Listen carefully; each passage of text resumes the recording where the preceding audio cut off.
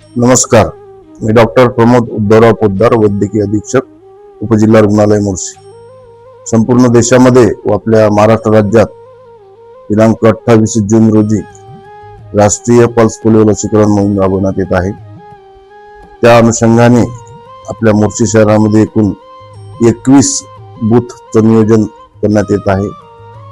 मी सर्व नागरिकांना आवाहन करू इच्छितो की आपल्या 0 ते 5 वयोगटातील बालकांना पोलिओचे 2 थेंब पाजून पोलिओ पासून रक्षण करावे। पोलिओचा नायनाट करण्यासाठी आपल्याला 3 गोष्टी करणं आवश्यक आहे। पहिली गोष्ट, नियमित लसीकरणामध्ये एकही बालक पल्स पोलिओ ड्रॉप पासून वंचित राहता कामा नये। दुसरी गोष्ट, 0 ते 15 वर्ष वयोगटातील बालकांना अचानकपणे लोडेपणा आल्यास त्याचा रिपोर्ट करणे।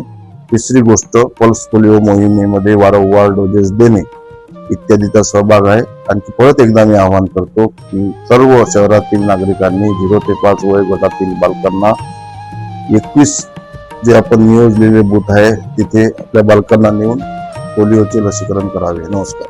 तर मित्रांनो, आपल्या बाळाच्या निरोगी भविष्याची जबाबदारी आपल्या हातात आहे। पोलिओ हा गंभीर आजार आहे, पण त्यापासून संरक्षण शक्य आहे। म्हणून येणाऱ्या 28 जून 2026 रोजी आयोजित पल्स पोलिओ मोहिमेत 5 वर्षाआतील प्रत्येक बालकाला पोलिओचे 2 थेंब जरूर पाजा।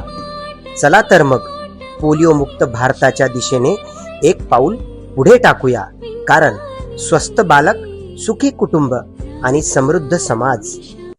सौजन्य उपजिल्हा रुग्णालय मोर्शी।